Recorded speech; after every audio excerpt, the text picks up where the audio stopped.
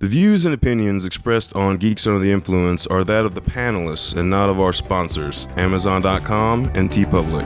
Parental discretion is advised.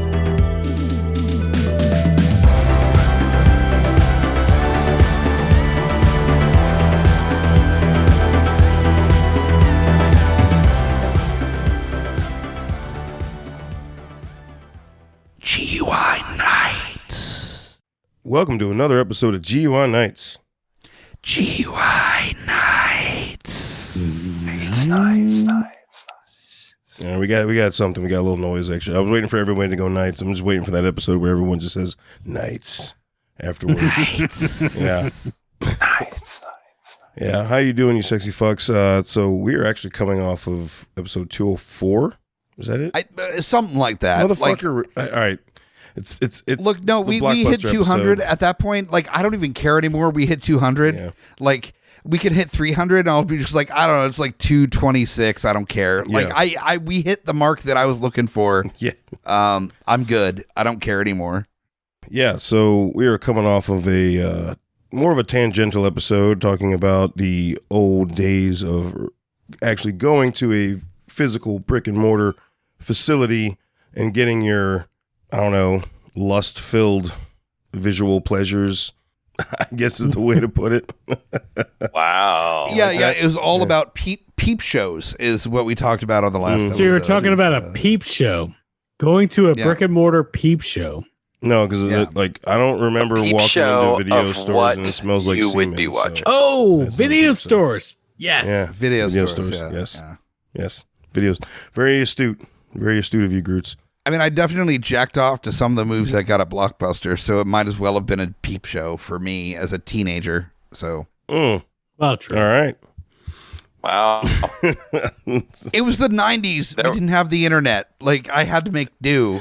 Bro, I had HBO. Yeah, I'm saying it's Showtime, HBO, something. Jesus Christ. No, we didn't have cable. Skinamax. We was poor. You could tune into that shit on the scrambled channel. It might. Oh no. in. I jerked off to maybe a boob. Yeah, many a time. Mike was over here like Al Bundy. Ooh, that's a hooter. Fucking.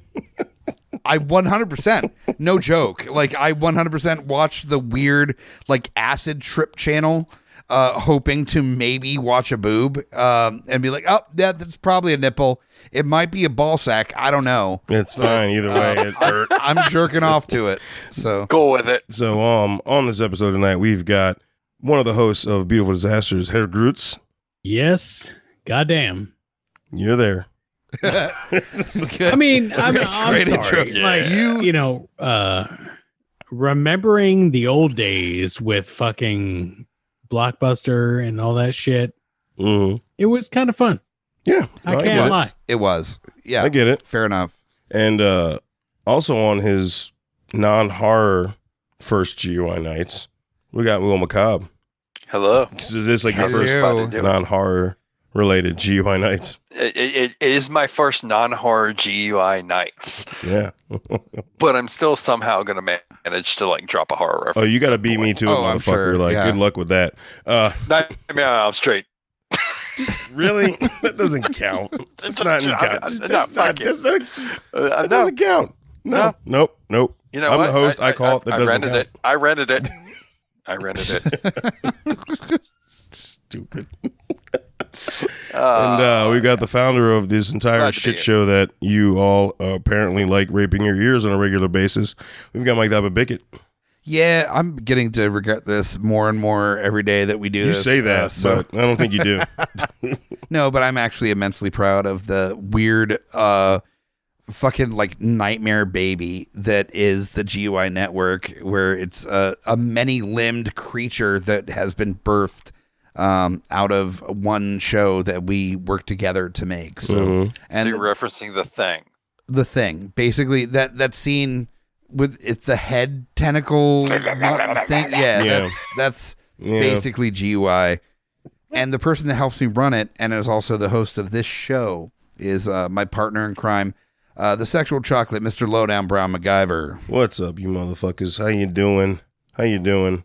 Yeah. Did you have a good V-Day? Because by the time you're hearing this, it's post V-Day. I hope you didn't get a VD V-Day. on your V-Day. because that's just bad. If you did, it means that you're probably not social distancing that well.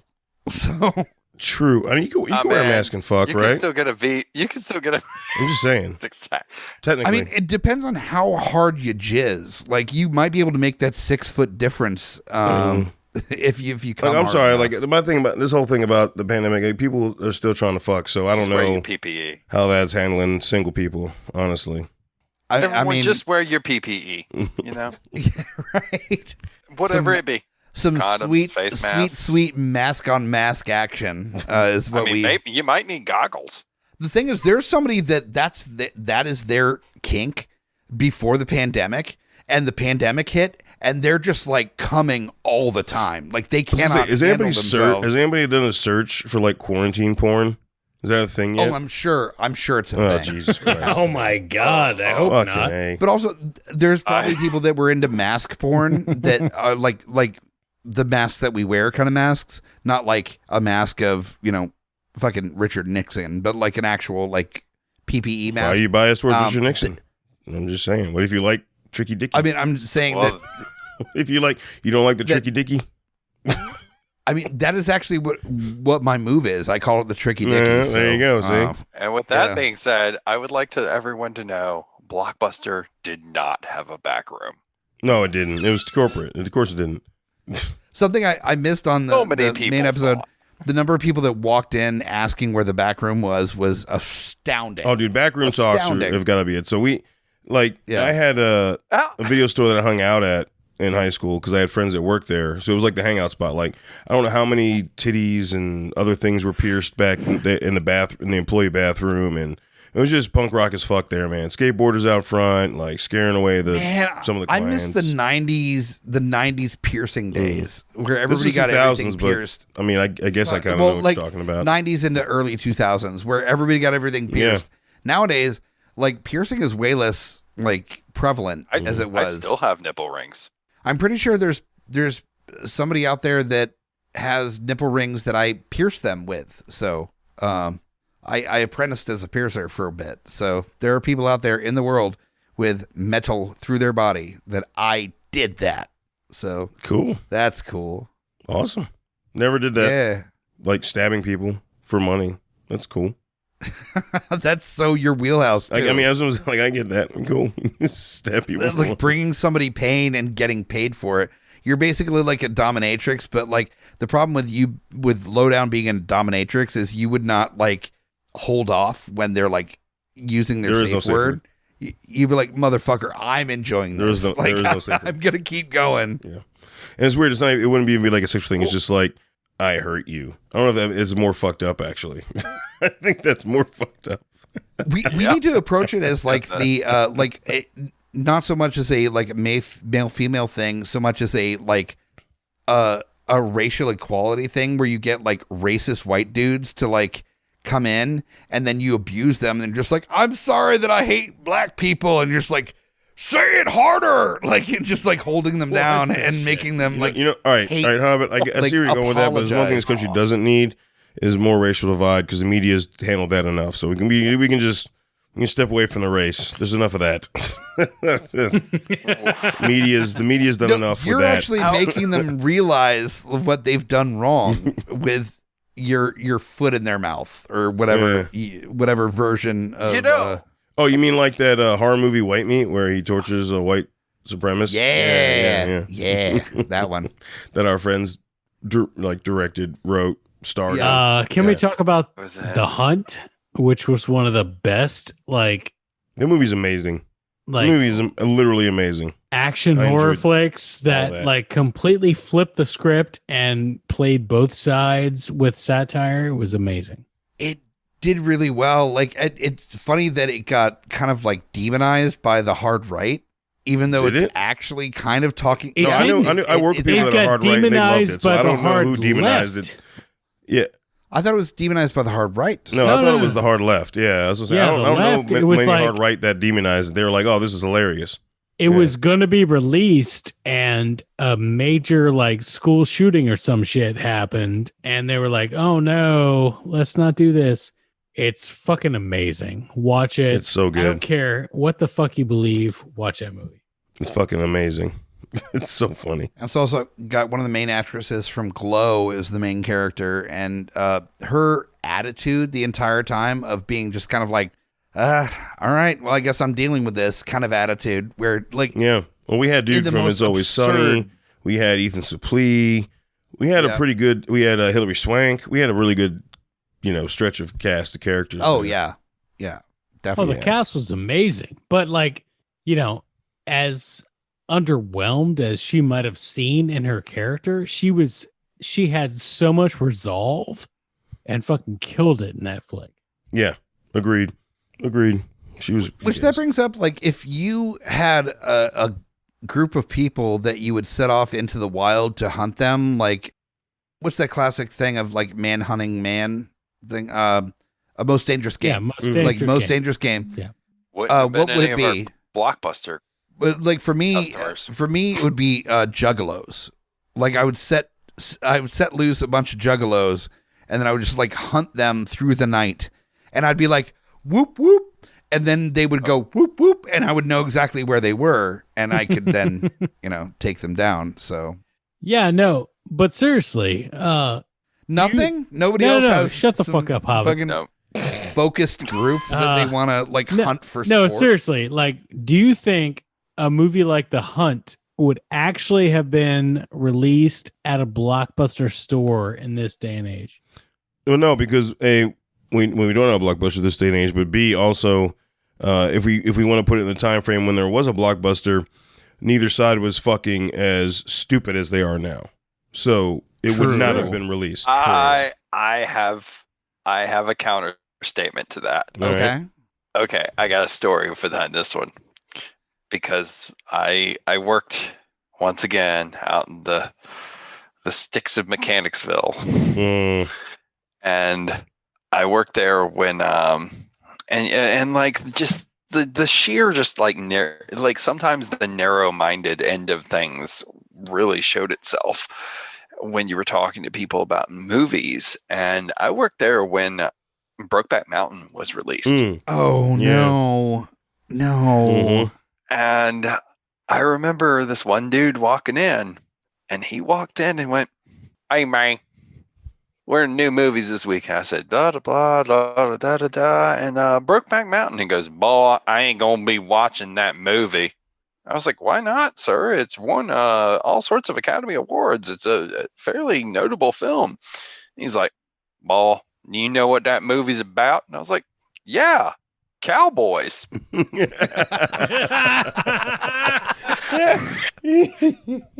That dude. You're not wrong. That's the thing. You weren't lying. No, he was totally That telling the dude got truth. It's me about so cowboys. mad. And goes, "Oh, don't you ever watch that movie?" And just like walked out of the store. Yes. He was done. He was done. He had nothing he wanted to do or say, and that was it. That's actually a really good description of an experience with that, though, because there have been others that did not go so well. I feel like for people. So, God damn it. oh yeah. No. Uh, When you're talking about just that whole like idea of what was acceptable on film, like, yeah, I mean, at that time that was pushing a boundary that it did make people pushing a uncomfortable. boundary for a movie that won Oscars. And it should No, have. but I mean, like, and it it's should have pushing. like It was a movie that pushed a boundary in a too. time frame and still won Oscars. And we're talking like 2006. Oh yeah. You know what I mean? Like that's 15 years ago, right? Like that's just Yeah. Wow. Yeah. it's crazy. Yeah. But then again, we get a movie that came out, like 4 years ago, Moonlight, which is essentially similar context, just in a different range. Such a Cowboy, good movie. wild wilderness to in that respect of how they handle that to ghetto, to like low income, Yeah. like black community. exactly. So it's just crazy. It took that long for it to come full circle and have another movie that also took home an Oscar. I don't know. It's just But it also speaks to the fact that this is something that from 2006 to like a couple years ago that is still a fucking issue. That in that period of time, there are still like large swaths of like cultural groups that don't respect simply the nature of a person of one sex being attracted to the same sex. Mm-hmm. Like that is too much to handle. And that's the thing that I think can be gleaned from this conversation, is that whether it be Brokeback Mountain or Moonlight, it is not a race thing that is detracting from that conversation. It's literally just people that don't know a gay person or refuse to know a gay person. It's exposure.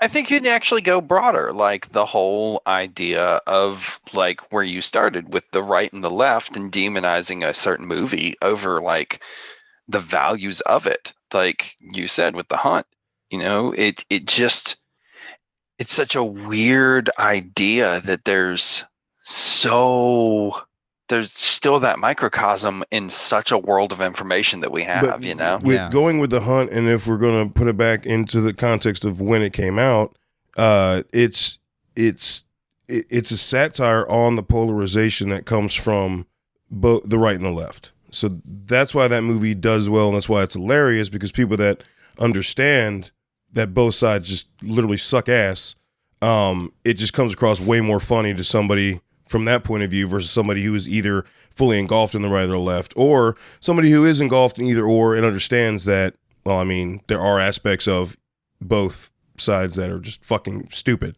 You know what I mean? There's that, it can touch onto multiple facets of things. So I don't want to sound like I'm just shitting completely on the right and the left, but it's like there are people that are in either side that do understand the negative of their side and can laugh at that as well as the negative of the other side. Yeah. That's what I'm trying to say. Well, that's exactly kind of the value of The Hunt, is that, there's conversation about why whatever side sucks, and discounting entire swaths of people like minorities or disenfranchised groups on the right side is a major reason to think they're pieces of shit. But the left side, it's a more nuanced conversation, but it's not like the left side is actually perfect. Like there's a lot of demonization that happens from the left side. There's a lot of problems that come from that side as well that is kind of focused on with The Hunt. And I think you're allowed to have that conversation. And I think The Hunt is actually brave for digging into that conversation, that you're allowed to call somebody on the left side a piece of shit for going too hard. That is okay. That is totally fucking okay. There is something called common sense, and that is where we should all be focusing towards. And there is community and respect and understanding and tolerance and acceptance in the common sense. But there are people on hard right and hard left that aren't doing exactly. That. And the Hunt definitely has a place of having that conversation. Yeah, you said it better than me, but that's what I'm going at. Like, it's basically, I guess, the polarizing extremes can just fuck off, and there's a middle ground that just makes sense.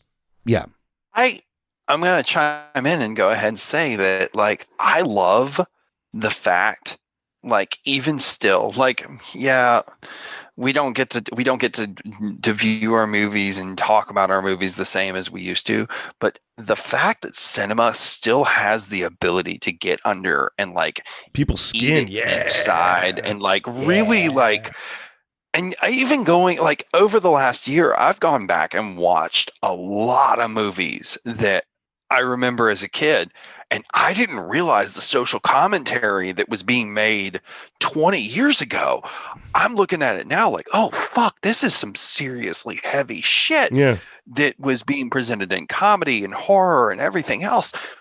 And I'm like fascinated by how it never got caught. Anyway. No, you're right. You're right, though. I mean, that's a whole other door. Cinema has an amazing ability. And I think that actually is something that I'm mad that we didn't talk about on the main episode of GUI, is that as far as the algorithm that's used in streaming services to tell you what you should watch is actually detracting. It's separating us significantly, just like on social media, where if you like this thing, then you like this thing too, and it separates us further. There were so many black movies, so many Indian, Asian movies that I watched when I was a kid that I didn't think about the difference between it being like a movie for me or for anybody else. It was literally a movie that I found interest in a movie store.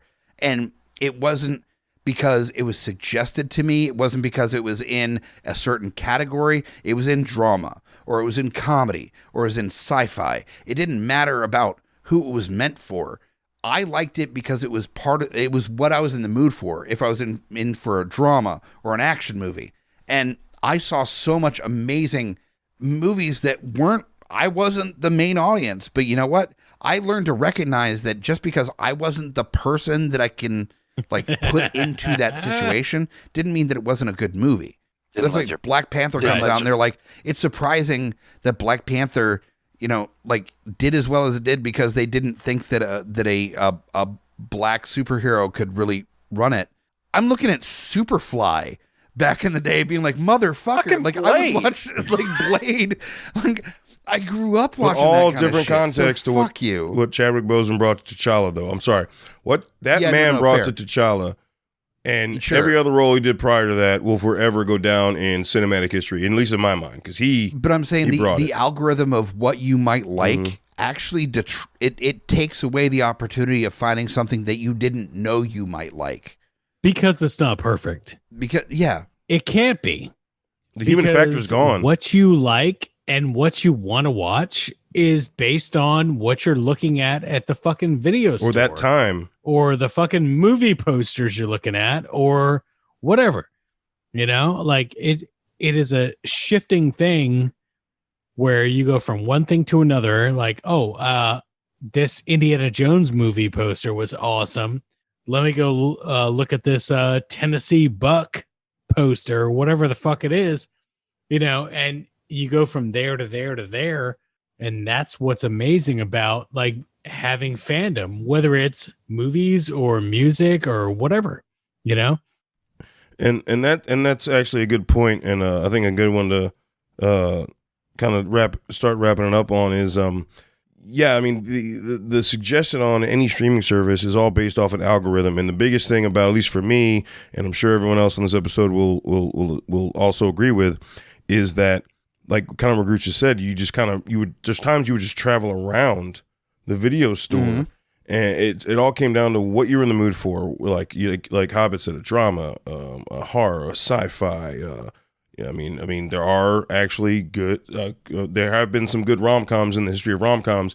It's like in the single digits percentage-wise, but there are some good ones. But let's just be real. Like, I have to admit, there's a rom-com that I like. Yeah, I mean, well, it wasn't like having the rom-com category. If you're like having a girl come over, you'd be like, okay, well, let's go over there, and you're like, okay, let's look at all the rom-coms, and you're like, okay, well, are we going Hugh Grant? Or are we going Tom Hanks? The biggest thing, which way are we going here? Is the fact that when we're seeing with streaming services, when it does the suggestions of what you might like this, you might like that, it's all algorithm based, and the human condition is taken out of it. So it's not an accurate representation of what you actually might be interested in.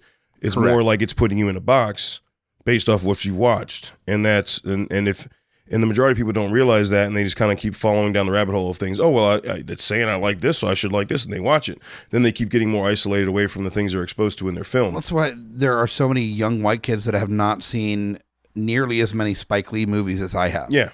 Because the algorithm didn't tell them that they would. And it's there. It's on the platform. That's just because you're so woke, Hobbit. No, fuck you in that fucking word. No, not fucking fucking woke. hate that word.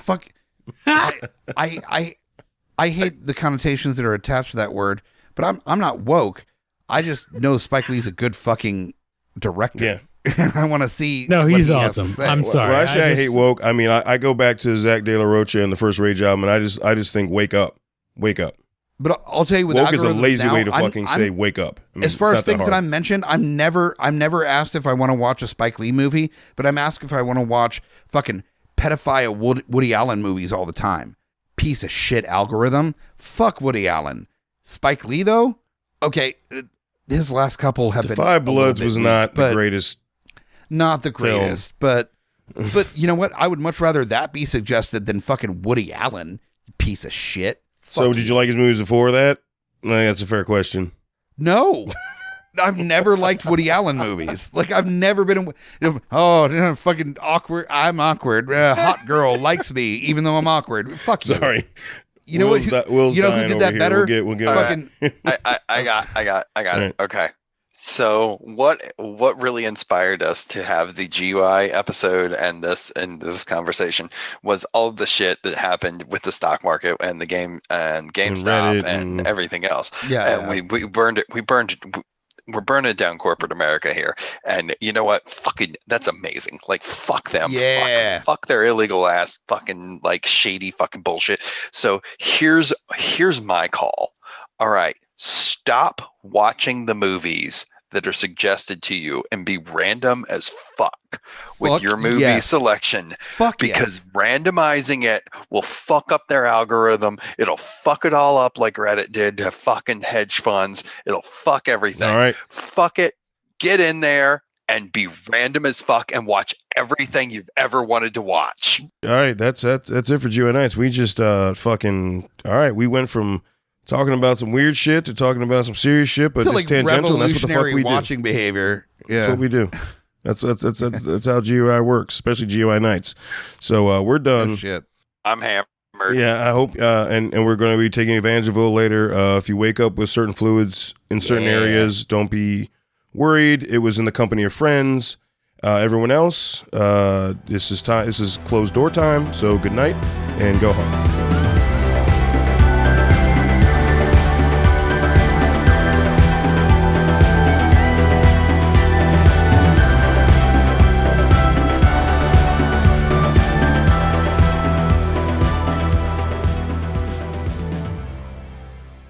GUI Nights.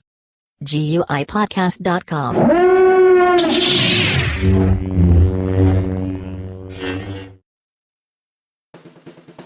My name is Amy Bogard. And I'm Mike the Hobbit. And we are the hosts of Deeply Upsetting, where we use our expertise to answer your most upsetting hypothetical quandaries, such as what non-winged animal deserves wings? And what body part deserves a secret mouth? Which cryptid is the worst roommate? These questions and more that plague you will be answered on Deeply Upsetting, available anywhere you get your podcasts and at GUIPodcast.com.